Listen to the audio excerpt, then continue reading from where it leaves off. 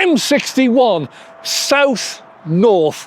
Why are we here? This is a gorgeous location for a number of reasons, one of which is the background. That up there is Rivington Pike. I've been up there many times. It's a massive climb, by the way, really steep, but it's a historic building on top, and that's the moorland in the background, so there's everything there for picnics and the lot, lakes, everything. This is Rivington Services, and it used to be an EV point location. It's now rebranded to EV on the Move. We have filmed here before over the other side. Oh, by the way, ignore the petrol station. Those are going to be closing down shortly with the growth of EVs, so you can ignore those, but keep this one for history.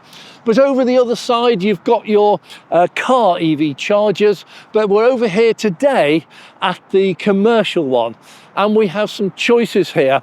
Just going to run through them here because the signage here is EV on the Move. There's a square one, there's a circular one, there's a sign that says up to 360 kilowatts, and there's a charger there which is a dual bay charger. That's why you get the up to.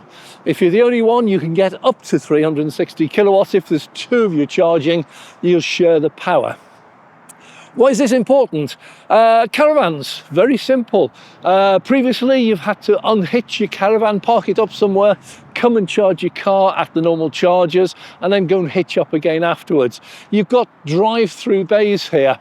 So it's really interesting to see that you've got a choice of sides, because one of the problems, and this was Osprey in Buckfast down in Devon, they only have drive-throughs on one side. So it's quite difficult if you're, we keep looking out for vehicles, by the way, we are filming in a very busy location. If you have a car, an EV towing a caravan, and you have your charger port on one side, which it always will be, if it doesn't match the charger, you've got a problem. Here you've got a dual bay, so you can pull in either side. So if you've got a car like a BMW, for example, that has the charger point on the right-hand side, you'd pull through this way and use this charger. If you've got something like a Tesla, you'd pull through this way because the charger's on the left-hand side. So that's really interesting. But what's more interesting is this. And this is a growing phenomenon, and that is HGV EV on the Move. These are setting up now for HGV vehicles. Obviously, of course, vans. We've all seen the vans, the Amazon vans, 100% electric. So we're starting to see commercial vehicles now. But these are obviously lorry ones as well. So this is going to be a very much bigger part of the business, because the price of diesel for these lorries, they do about 8 or 10 miles to the gallon. They have massive tanks on them, and it must cost them an absolute fortune. If you can be charging here on electric, you've got a real advantage. So we've got HGV here, and again, whichever side your charger is on, you can pull in accordingly and charge your vehicle. So we're going to be seeing more of these on the motorways as we go along, but for now, let's have a quick look at the charger itself. Okay, so whether you've got a caravan or whether you've got an HGV, this is what you're going to be faced with. These are ABB units, as used mostly by GridServe, so you've come across these all the time. And it's twin CCS2 plugs. These are standard plugs. So some of the vans, the Amazon vans, for example, will use standard CCS2. Some of the lorries are beginning to have much more powerful sockets. These won't do. But this charger is capable of 920 volts. So this will do your Ioniq and your Kias and your Porsche Taycans, which charge at 800 volt architecture. So you've got two. There's a contactless there in the normal way. You can scan for contactless receipt. It's quite comprehensive, little screen as well. Interesting to note, I did a video recently in Gretna Green where somebody actually got their car stuck on a charger. The plug wouldn't release.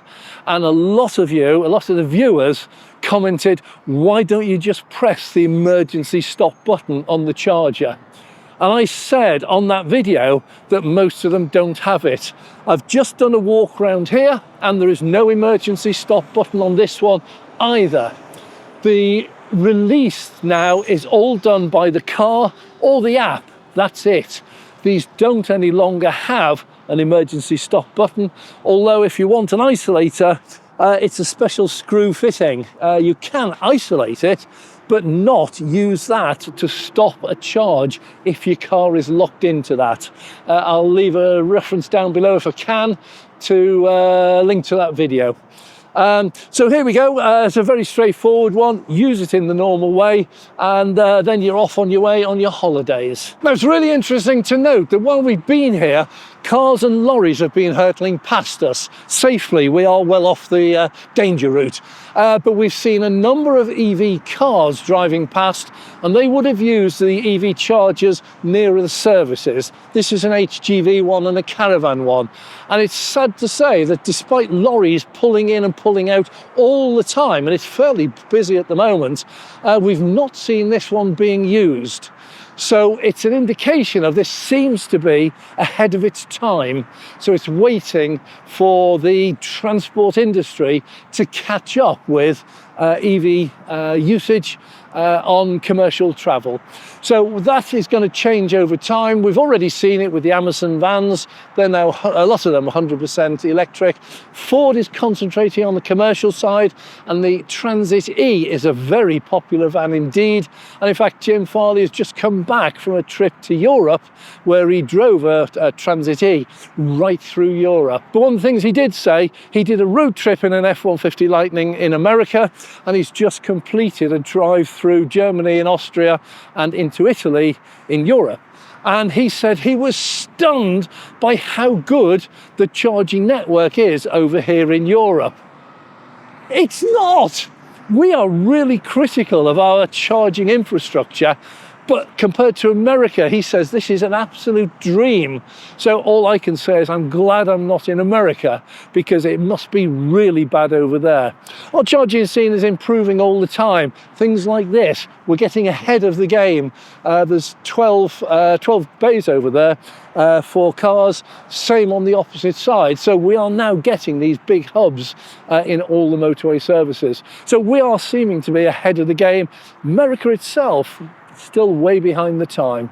So we'll see how it goes, and we'll see, we keep an eye on this one because we come past all the time, and we'll see how often this one's used. But here on the M61, why is this a key location?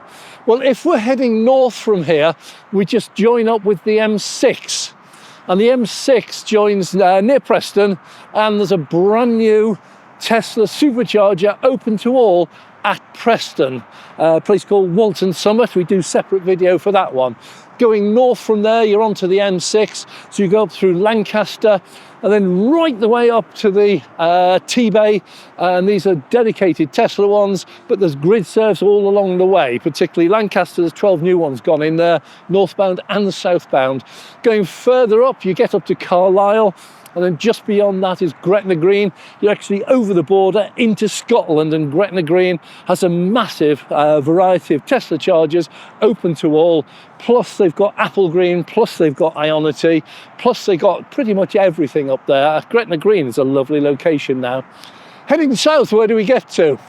M61 goes down to Manchester, to the M6, M62, and that will take you cross country from Wales right the way across to Yorkshire and Humberside.